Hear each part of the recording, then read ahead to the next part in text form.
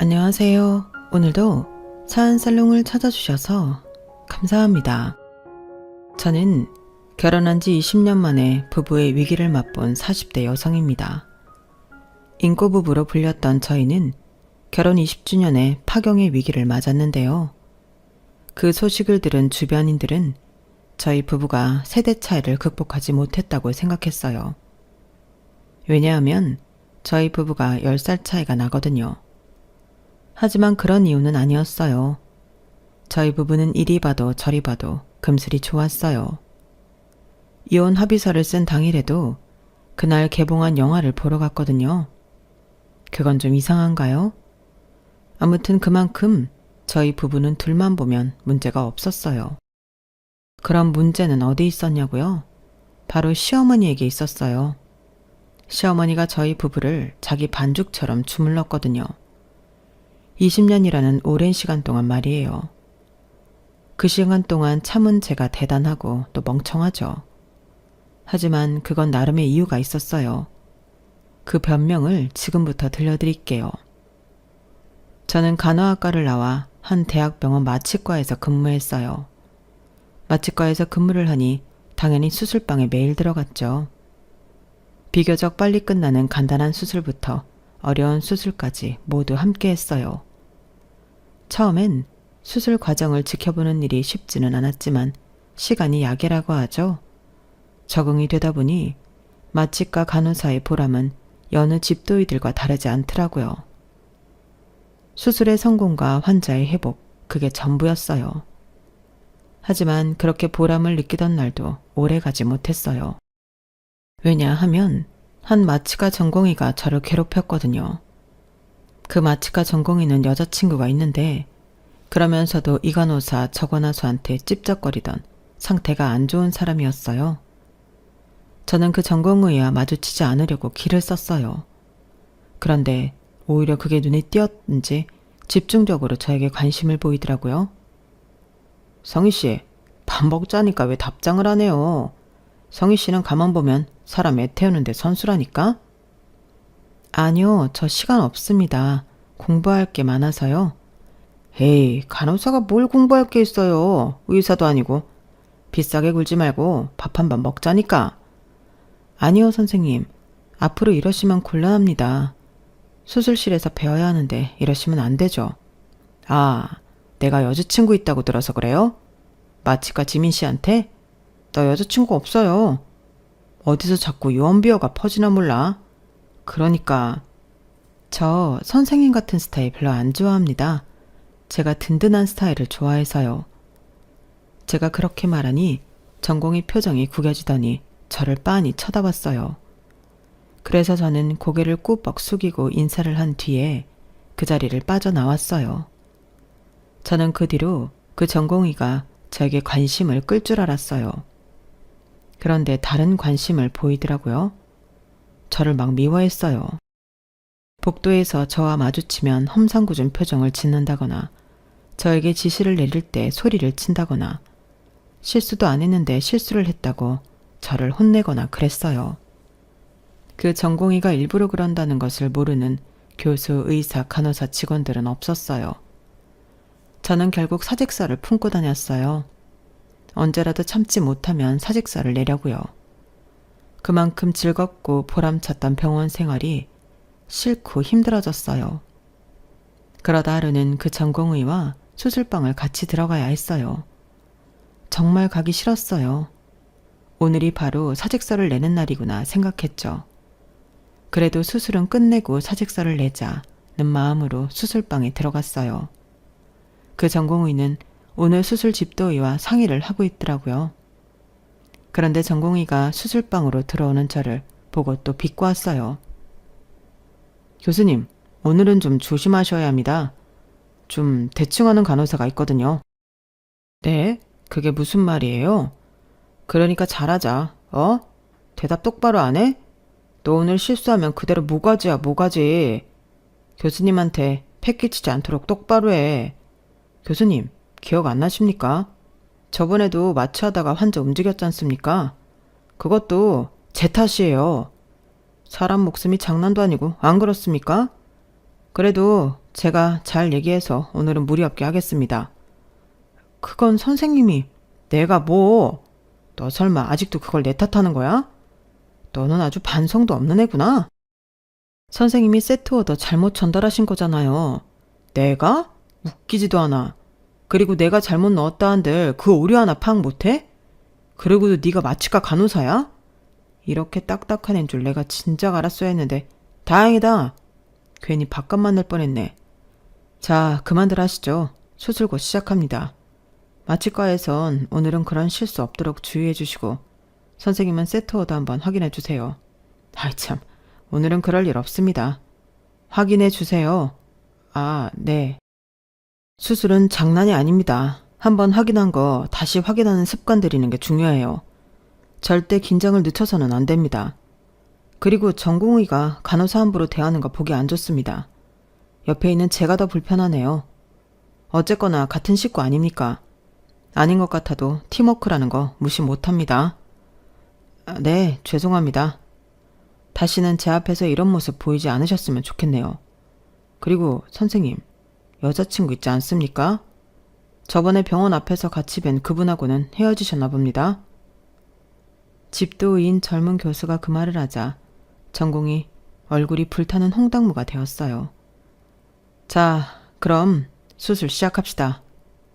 네? 사과는 하셔야죠. 간호사님께 사과하세요. 아, 미안하다. 젊은 교수는 전공의에게 다시 사과하라고 했어요. 존댓말로 진정성 있게 사과하라고 했죠. 그 전공의가 사과할 때까지 수술을 하지 않겠다는 말까지 했어요. 그리고 전공의가 고개 숙여 제게 사과하고 수술은 시작되었죠. 걱정과 다르게 수술은 안전하게 끝났어요. 그리고 그 세 사람은 식당에서 우연히 마주치게 되었어요. 제가 어쩔 줄을 모르자 젊은 교수가 식판을 들고 제게 왔어요. 혹시 이 선생이 보복했어요? 아니요. 제가 대답하자 젊은 교수는 그럼 됐다며 제 곁을 빠르게 지나갔어요. 사실 그 젊은 교수를 모르진 않았어요. 그 교수는 신경외과 임상교수로 무척 무뚝뚝하다고 소문이 자자했어요. 어떤 수술이든 수술이 끝나면 수고했습니다 라는 말만 하고 자기 방으로 올라갈 뿐 아니라 사적인 대화를 해봤다는 의사며 간호사가 한 명도 없었죠. 저도 사실 그 교수와 수술을 몇 번 해봤지만 그날처럼 길게 말하는 건 처음 봤어요. 그렇게 생각하니 그날의 일이 참 고마워서 다음날 언니의 카페에서 커피를 내려 연구실로 찾아갔어요. 무슨 일이에요? 커피요. 어제 일 감사해서요. 이러지 않아도 되는데 평소엔 별 말씀 안 하시잖아요. 그렇게 말씀 많이 하시는 거 처음 봐요. 아, 그래서 더 감사해서요. 정말 감사합니다. 아니에요. 뭐 평소에 제가 말이 없긴 하지만 다른 분이었어도 그렇게 한번 주의를 줬을 겁니다. 저도 한두 번 본 게 아니어서요. 네, 정말 감사합니다. 그럼 또 수술하실 때 뵐게요. 그리고 며칠 뒤에 수술방에서 젊은 교수를 만났어요. 그런데 저에게 할 말이 있는 눈치더라고요. 그래서 제가 먼저 말을 걸었어요. 이번 수술은 좀 오래 걸리나 봐요. 아, 네. 조금 까다로운 수술이라. 그런데 저한테 할 말 있으세요? 별건 아니고 혹시 커피 어디에서 가져오신 거예요? 상표가 없어서. 아, 저희 언니 가게에서 내려왔어요. 상표는 커버도 돈이라고 그건 못 가져가게 하더라고요. 맛이 괜찮았어요? 네, 다시 사 먹고 싶을 정도던데. 뭔가요? 저희 집 바로 앞이라 가까워요. 다음에 사다 드릴까요? 집이 어딘데요? 그렇게 수술이 들어가기 전까지 사적인 대화를 나누다가 또 며칠이 지났어요. 며칠 된 구내식당에서 만났죠. 젊은 교수가 제 앞에 앉길래 조금 이상하다 했는데 다시 커피 이야기부터 시작해서 또 사적인 이야기를 했어요. 집이 어디냐, 언제 입사했냐 이런 이야기를 했죠. 그러다 친해졌어요. 어느 순간부터 수술방에서 만나 제가 반갑게 인사를 하면 젊은 교수 고개를 끄덕이며 같이 인사를 했어요. 그리고 인사가 대화가 되고 대화가 약속이 되고 약속이 데이트가 되면서 저희는 커플이 되었어요. 1년 동안 병원 사람들 몰래 연애를 했어요. 10살 차이가 났지만 불편한 것은 없었어요. 같은 병원 사람이기 때문에 서로 잘 이해하고 배려하면서 예쁘게 만났어요. 오히려 저희가 힘들었던 것은 비밀 연애였어요. 원체 잘 숨기지 못하는 사람들이거든요. 그래서 연애를 시작하고 1년 뒤에 남자친구가 조교수가 되고 프로포즈를 했어요. 그렇게 저희는 결혼 준비를 했고 부부가 되었어요. 하지만 문제가 있었어요. 아무리 다른 과라고 하지만 저와 남편 모두 수술방과 밀접하게 관련이 있기 때문에 전혀 마주치지 않을 수는 없었어요. 그런데 그게 남편은 괜찮은 것 같은데 저는 불편하더라고요.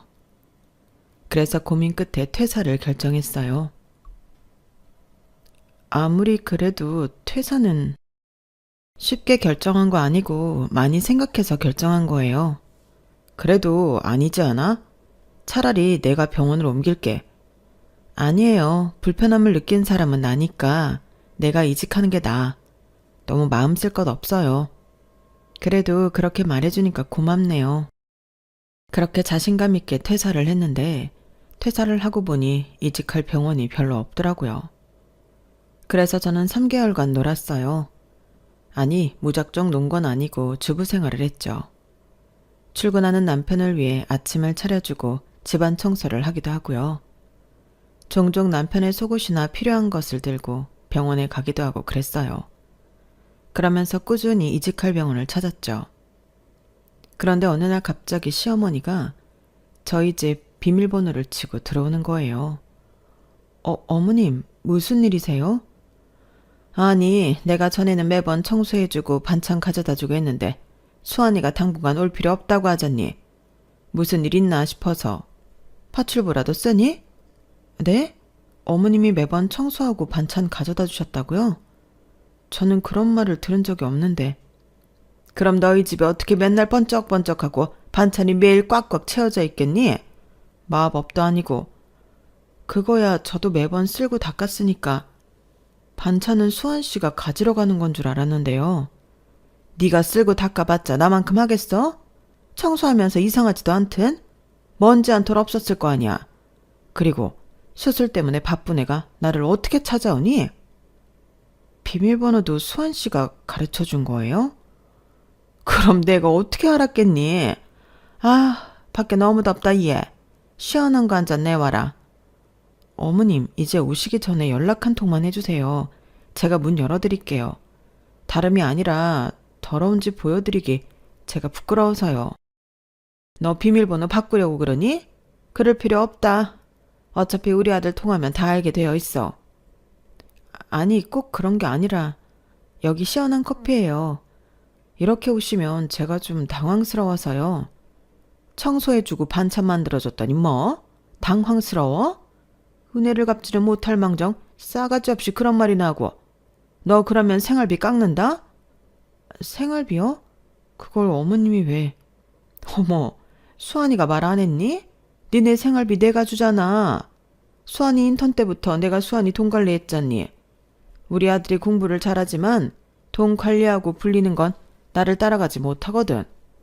그리고 너도 세상 물정 모르는 나이인데 어떻게 너한테 맡기니? 그럼 그렇다고 말이라도 해주시지 그랬어요. 저는 이제껏 남편이 생활비 준 줄 알았죠. 좀 당황스럽네요. 왜? 기분 나쁘니? 기분 나쁠 게 뭐가 있어? 내가 수환이 돈 막 쓸까봐? 미안하지만 나 수환이 돈 쓴 적 없다. 그만큼 내가 궁핍하지도 않고. 너도 알겠지만 나도 꽤 벌어. 혼자 지내기 무리 없을 정도로 본다고. 너 거울 좀 보고 와라. 네 표정이 감히 시어머니 앞에서 지을 수 있는 표정인지 확인하고 와. 그래서 수환이가 너한테 바로 주지 말고 자기한테 주라고 했구나. 어린 게 몰랐는데 아주 탐욕스럽네.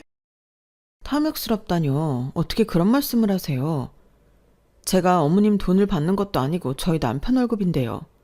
이미 그러기로 약속한 것 가지고 옳다 그르다 말할 것 없다. 내가 돈 관리 대신해주는 걸 나중엔 네가 평생 감사해야 할 거다. 그리고 너 속옷 바꿔야겠더라. 그 속옷 몇 년 입었니? 위생을 생각해서라도 속옷은 자주 바꿔야 해. 그리고 아무리 부부라지만 그런 속옷 입고 다니면 애는 생기겠니? 네? 어머님, 지금 무슨 말씀을 하시는 거예요? 내가 다 너를 위해서 해주는 말이야. 그리고 너 블라우스 단추가 헐거워져서 내가 다시 달아놨다. 그것도 몰랐지? 어쩜 애가 이렇게 눈치가 없어. 너 사회생활은 어떻게 하니? 아, 맞다. 지금은 쉬고 있지? 그래, 너 일자리 빨리 구해라. 우리 아들 돈 야금야금 쓸 생각하지 말고. 나는 지금 여기서 생활비 더 못 준다. 살림할 거면 지금 돈에서 잘 분배해서 쓰고, 아니면 당장 빨리 일 구해. 요새 남편 돈만 쓰면서 노는 여자가 어딨니? 저 논다고 한 적 없어요. 그리고 지금도 노는 거 아니고요. 일 안 하고 남편 돈 축내는 게 노는 거지 뭐가 아니야. 그래, 말 나온 김에 너 앞으로 가게 부숴서 나한테 줘라. 네가 어느 정도 쓰는지 알아야 내가 생활비를 줄이든지 하지. 그런 거였어요. 시어머니는 저 모르게 저희 부부의 개인적인 공간을 침범하는 것도 모자라 저희 부부의 경제적인 부분까지 관여하고 있었던 거예요. 그날의 충격을 저는 아직도 잊을 수가 없어요. 저는 정말 남편이 생활비를 주고 있다고 믿었거든요. 어느 누가 시어머니가 돈 관리를 대신하고 있다고 생각하겠어요. 누가 말해주지도 않았는데요. 게다가 남편의 통장에서 돈을 받았으니 믿지 않을 것도 없었고요. 그런데 이런 비밀이 있었다니. 저는 너무 충격을 받아서 그 상태로 얼어버렸어요.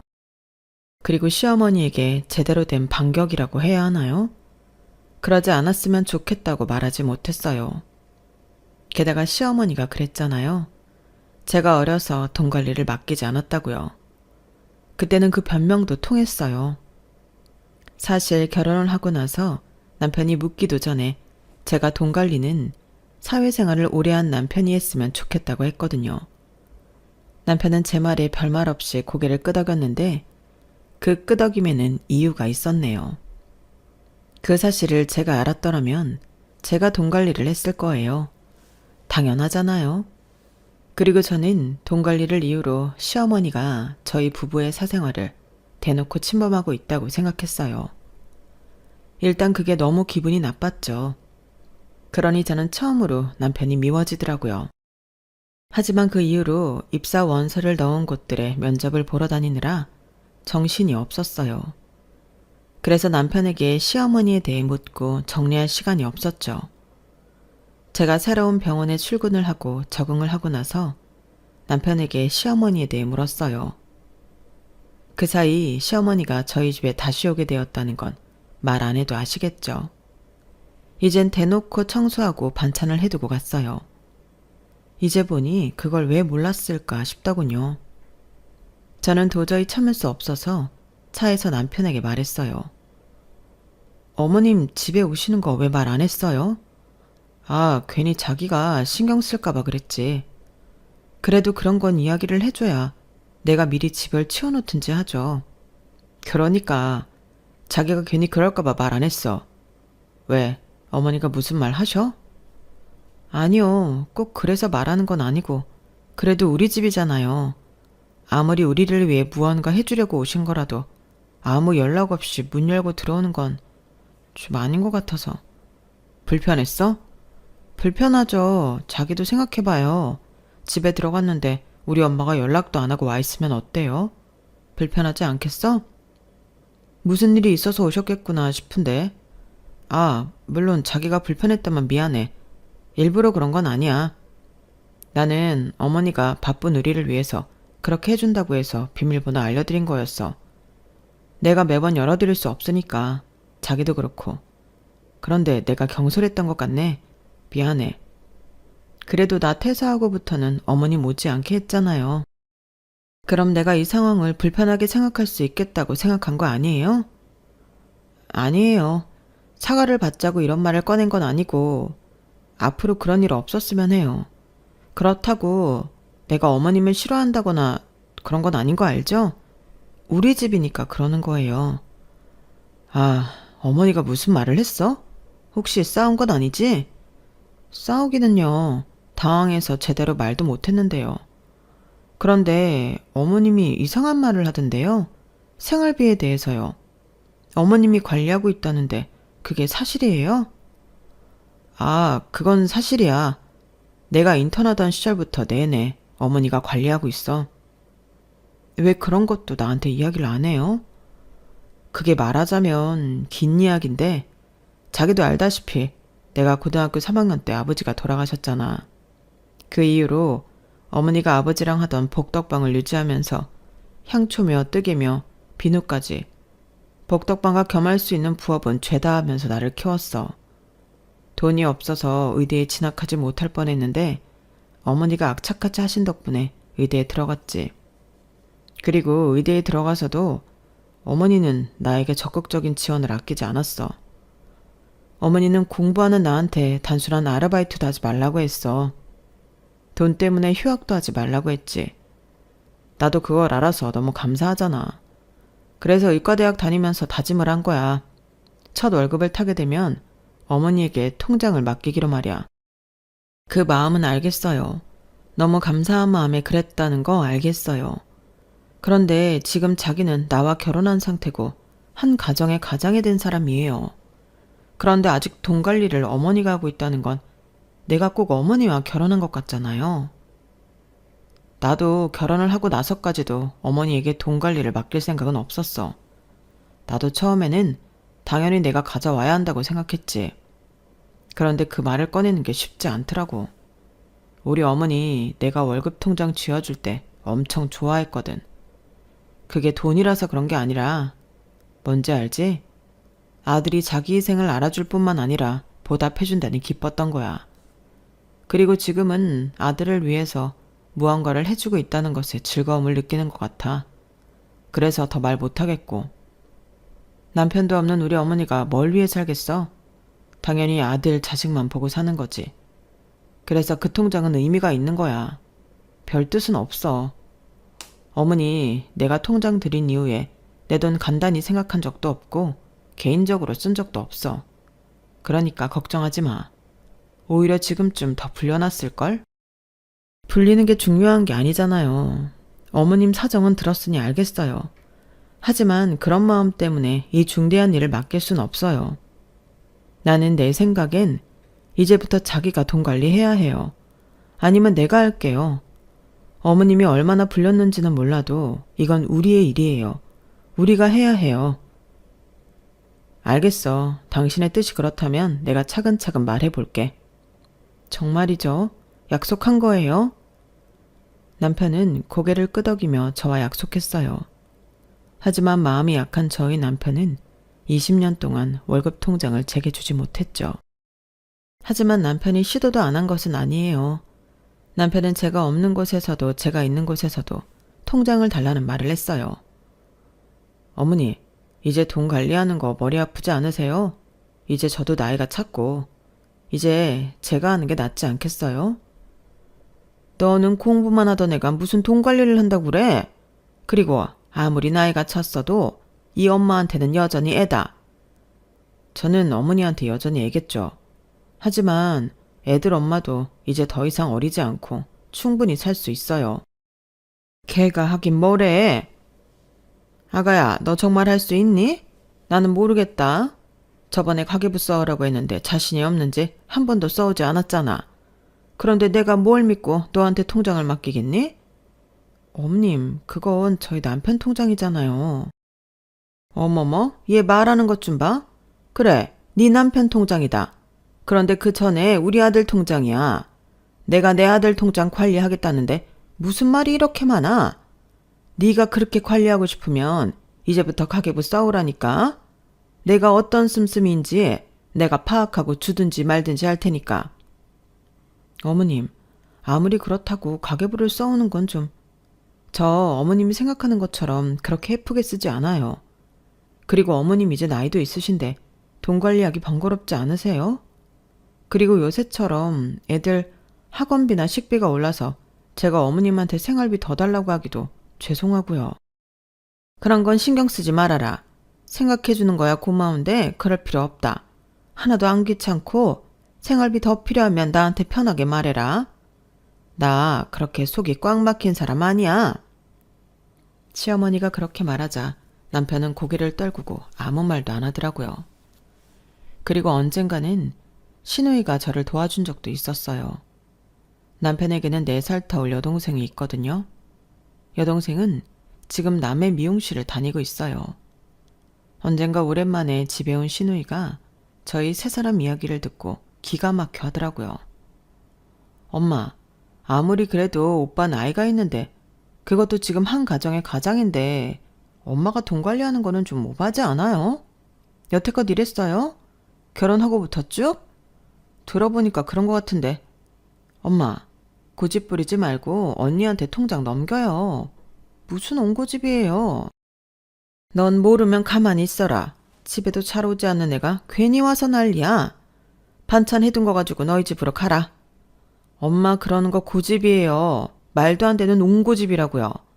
어느 엄마가 결혼한 아들 돈 관리를 해요? 엄마 그러다 더 아이들만 미움받아요. 나한테만 받으면 됐지. 뭐? 쓸데없는 소리 하지 말고 집에 가라니까. 내 통장이라도 줄 테니까 오빠 통장은 언니 줘요. 뭐? 네 통장? 남의 머리 만져서 번 돈이 얼마나 된다고 그걸 준대? 됐으니까 집에 가라고. 엄마는 그런 말 할 자격 없잖아요. 내가 미용사 되고 싶어서 된 줄 알아요? 엄마도 알겠지만 나 오빠만큼 공부 잘했어요. 그런데 엄마가 대학교 학비 못 준다고 해서 학자금 대출받아서 2년제 대학 간 거잖아요. 네가 공부를 잘해? 네 성적으로 의대는 택도 없었어. 어딜 네 오빠한테 비비기를. 네가 의대에 갈 수 있었으면 내가 지원을 안 해줬겠니? 안 해줬겠죠. 엄마는 아들만 생각하는 아들바라기니까. 말이 좋아서 아들바라기지. 아들 바보죠. 그래, 나 아들 바보다. 너는 참 양심도 없구나. 너 올해 엄마 생일에 뭐 했어? 선물은커녕 연락도 없었지? 그런 애한테 무슨 뭘 해줘? 생일이요. 그래, 생일이요. 엄마 오빠한테는 생일에 미역국 끓여주고 선물도 주는 거 내가 모를 줄 알아요? 그런데 내 생일은 엄마 뭐 하는데요? 전화해서 낳아줬으니 돈 붙이라고 매년 그러잖아요. 언니, 엄만 이런 사람이에요. 아마 돈 관리 죽을 때까지 할 사람이라고요. 그러니까 이혼을 해요. 아니면 답이 없다니까? 시누이는 집을 한바탕 뒤집어 놓고 그 뒤로는 발길을 끊었어요. 그리고 저는 용기가 생겨 시어머니에게 진지하게 통장을 달라고 말했어요. 그런데 뜻밖의 일이 벌어졌어요. 시어머니가 서류 한 장을 건네더라고요. 그건 바로 남편의 등기부 등본이었어요. 다 합쳐서 30억쯤 될 거다. 내가 돈 관리를 한 건 내가 가장 잘하는 분야를 이용해 투자를 해서 너희 몫으로 남기고 싶어서야. 그뿐이다. 다른 의도는 없어. 너도 알겠지만 내가 우리 아들 돈을 야금야금 쓴 게 아니잖니? 어머님, 이걸 어떻게? 네가 봐도 대단하지.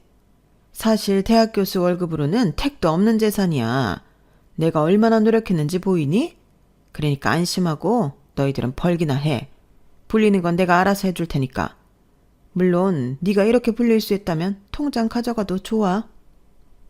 시어머니는 그렇게 말했지만 부동산의 부자도 모르는 제가 어떻게 이 정도로 재산을 불릴 수 있겠어요. 저는 계속 남편의 부동산 등기부 등본을 보면서 어머니가 괜히 복덕방을 오래 유지한 게 아니구나 했어요. 어쩌면 시어머니의 재능을 인정한 거죠. 그래서 그날 이후로 저희 부부는 통장에 대해서 시어머니한테 별말을 하지 않았어요.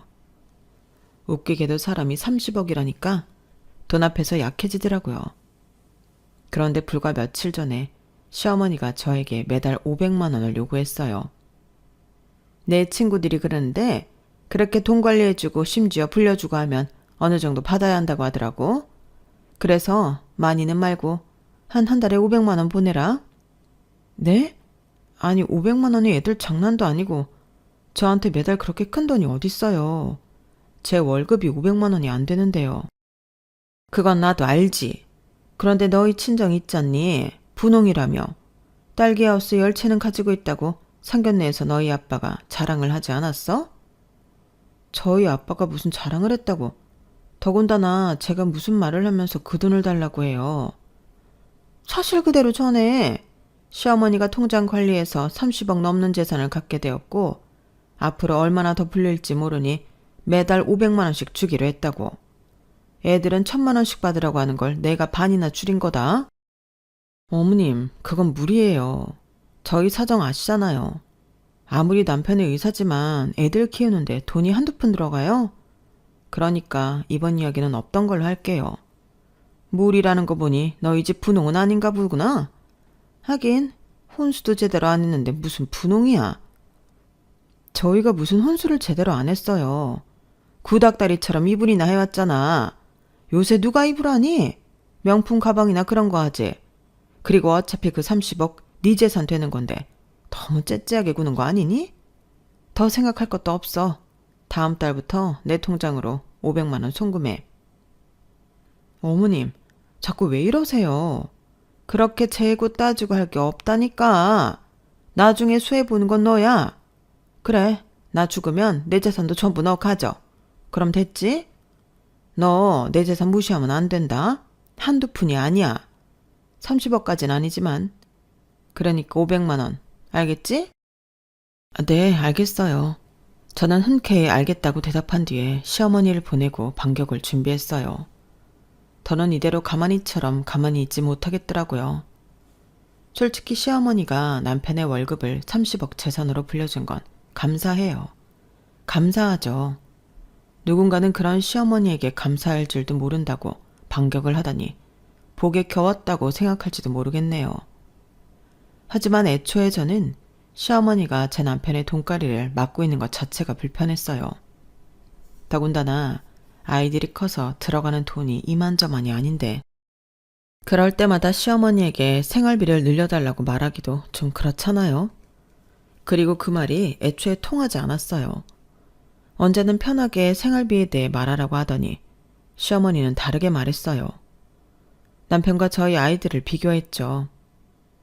우리 애들은 학원 안 다니면서 혼자서 알아서 공부했다? 학원을 다녀야 성적이 오른다는 건 공부 못하는 애들이 하는 핑계야. 스스로 공부할 줄 알아야지. 그거 가르치는 것도 부모가 할 일이다. 엄마가 할 일이지. 그래도 어머님, 애들이 잘 못하는 부분을 학원에서 과외해서 보충해줘야죠. 그래, 네 생각이 그러면 과외가 아니라 학원을 보내라니까. 지금 다니는 학원이 얼마나 좋아. 오래 다녔다고 학년 올라갈 때마다 수업료 많이 올리지도 않고. 그건 그렇지만 너 아들 의대 보내 내 앞에서 고집 부리지 마. 어디서 헛소문을 들었는지 모르겠지만 과외를 해도 안 될 애들은 안 돼. 그러니까 학원 그대로 보내. 그리고 무조건 대학은 국립 아니면 보내지 마라. 보내고 싶으면 네 돈으로 보내. 나는 절대 못 주니까. 시어머니는 저희 부부의 인생뿐 아니라 저희 아이들 인생까지 주무르려고 했어요. 그래서 저는 남편에게 이혼을 요구했어요. 제가 먼저 작성한 이혼 합의서와 재산분할 협의서, 즉 약정서를 건넸죠. 제 약정서에는 30억 정도 되는 남편의 재산을 모두 저에게 넘기겠다고 적혀 있었어요. 사실 제가 그렇게 욕심이 많은 여자는 아니에요. 하지만 이렇게 해야 시어머니가 열이 받을 것 같더라고요. 그리고 불똥이 튄 남편은 이혼이란 소리에 당황했어요. 우리가 무슨 이혼이야. 우리가 언제 싸운 적이 있기를 해. 말다툼도 잘하지 않았잖아. 내가 나도 모르게 자기에게 실수한 거라도 있어? 그럼 말을 해줘야지. 이렇게 이혼 서류부터 내밀면 당황스럽잖아. 우리는 잘못이 없어. 자기 말대로 우리가 싸운 적도 말다툼을 한 적도 거의 없을 정도로 인고 부부니까. 하지만 난 이대로 도무지 살 수가 없어요. 그러니까 왜 하필 자기 어머니가 그런 사람이었어. 어머니 때문이야? 어머니가 왜? 또 무슨 말 하셨어? 500만 원 달라고 하셨어요. 자기 돈 관리해주고 불려주는 값을 받고 싶대요. 뭐? 500만 원? 그래요. 30억으로 불려줬으니 월 500만 원은 정말 어머님 말대로 약속한 것일지도 몰라요. 하지만 우리가 언제 관리해달라고 했어요? 나는 30억까지 불리길 바라지도 않았다고요. 그것보다 우리끼리 우리 힘으로 불리고 만들어가길 바랐어요. 그런데 자기도 어머님에게 뭐라고 말도 못하고 이젠 한계예요. 저는 이대로 못 살겠어요. 그래서 이혼을 하겠다고? 어쩔 수 있어요. 자기 탓이 없는 것도 아니잖아요. 그러게 마음을 굳게 먹고 어머님한테서 분리되었어야죠. 독립했어야죠. 내가 그 이유를 설명하지 않은 것도 아니잖아. 이유가 뭐가 됐든 이건 아니에요. 저와 남편의 팽팽한 신경전 끝에 남편은 이혼 서류와 약정서를 작성했고 저는 그걸 시어머니에게 보냈어요. 그리고 며칠 뒤 흥분한 표정으로 시어머니가 저희 부부의 집에 쳐들어왔죠. 서류들을 제 앞에서 펄럭펄럭 흔들며 이게 뭐냐고 물었어요. 보는 그대로죠. 너 내가 매달 500만 원 주라고 해서 그래서 시위하는 거니? 아니 너 참 웃긴다. 내가 몇 푼 되지도 않는 월급으로 30억이나 해줬으면 감사해하지도 못할 망정 이혼? 그리고 심지어 그 재산은 홀랑 다 가져가겠다고? 이제껏 어머님한테서 받아온 스트레스 정도를 생각하면 아무것도 아닌걸요? 야, 30억이야. 3억도 아니고 30억이라고. 고작 네 스트레스가 30억을 넘는다고? 우습다. 야, 내가 더 우습다. 네가 관리했으면 이 정도로 불릴 수 있었을 것 같아? 못하죠. 절대 못하죠. 제가 무슨 부동산 투자를 해요. 하지만 그래도 제가 혹은 남편이 관리했다면 지금처럼 되진 않았을 거예요. 그리고 어머님은 저희 가족이 아니에요. 저희 가족은 저와 남편 두 딸, 이게 저희 가족이죠. 어머님은 그냥 엄마, 시어머니, 할머니일 뿐이에요. 뭐? 너 지금 나한테 선 긋는 거니? 정말 너무하구나. 내가 지압이 없이 산 세월이 얼마인데 넌 그런 나를 배려조차 하지 않는구나. 배려해요. 저도 어머니 외로울 거 생각해서 자주 애들 데리고 찾아뵙잖아요. 그런데 딱 거기까지예요. 거기까지 하는 거죠. 피도 눈물도 없는 계집 같으라고? 그래, 이혼해라.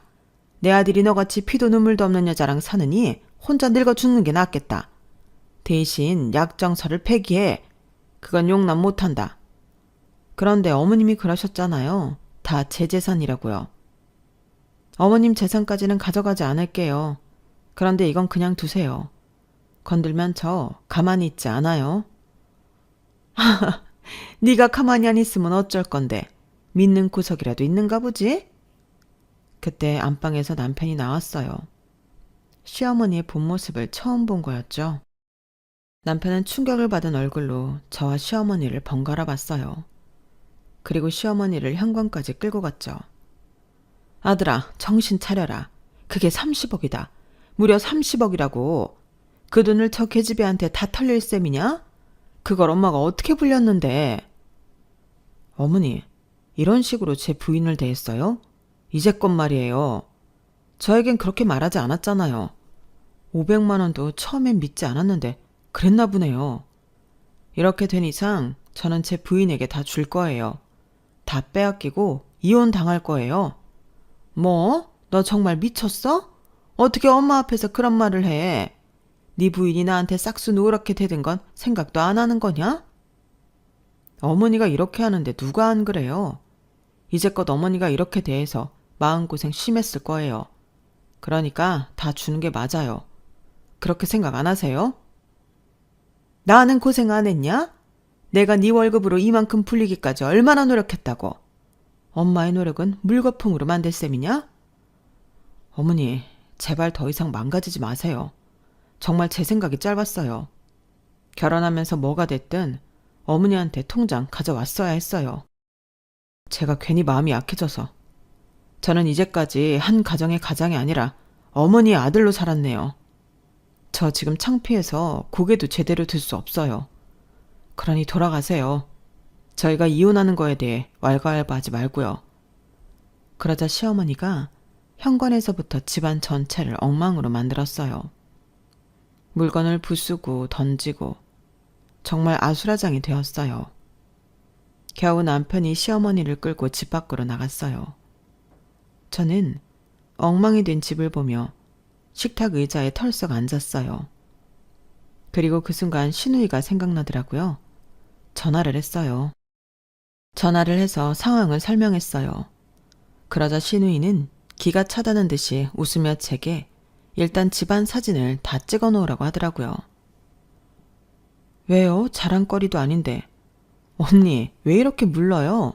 그걸로 주거침입죄, 재물손괴죄로 신고해야죠. 네? 어물림을요? 엄마가 거기서 끝날 것 같아요? 무조건 증거는 남겨놔야 해요. 다음부터는 녹음도 해놔요. 이기려면 철저해야죠. 일단 신우이의 말대로 엉망이 된 집을 사진 찍어뒀어요. 그리고 다음날 출근을 하는데 시어머니가 제 직장에 있었어요. 어머님, 무슨 일이세요? 아직 그래도 날 어머님이라고 부르는구나? 속이 좋은 건지 악독한 건지. 너 당장 약정서 다시 써. 안 그러면 나 여기서 안 나갈 거야. 그러면서 시어머니는 크게 노래를 틀었어요.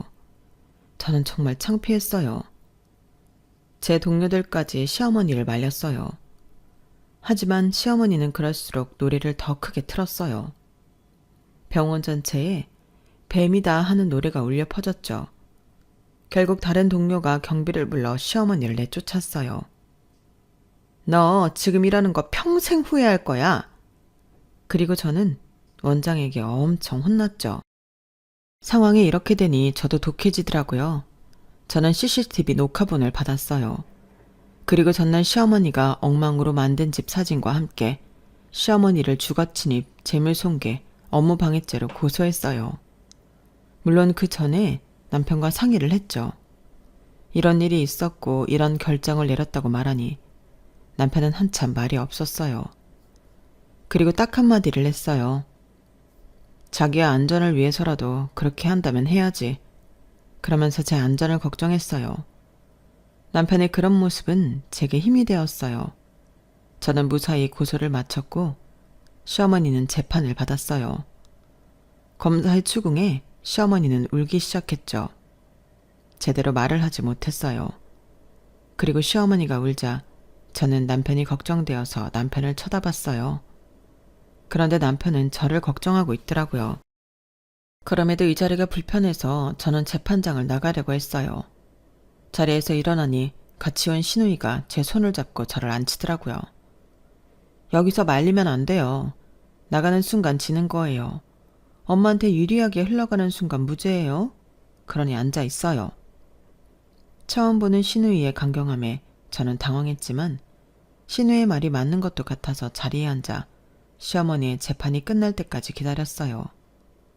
그리고 시어머니는 징역 1년을 선고받았어요. 항소하겠어요. 제가 어떻게 징역형이에요? 내가 뭘 했다고? 당장 항소해요. 시어머니는 재판 결과를 받아들이지 못하고 항소를 하겠다고 난리를 부렸어요. 판사가 고개를 절레절레 저으며 재판장을 떠났죠. 눈이 빨개질 정도로 우는 시어머니에게 저희 세 사람은 다가갔어요.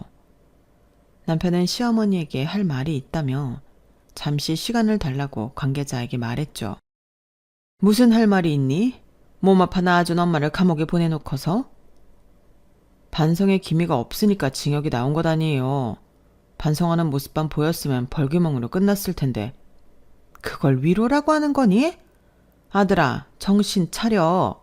여자 때문에 엄마를 감옥에 보내고. 하지만 전 기회라고 생각해요. 안 그랬으면 저희 와이프 말대로 독립할 수 없었을 테니까요.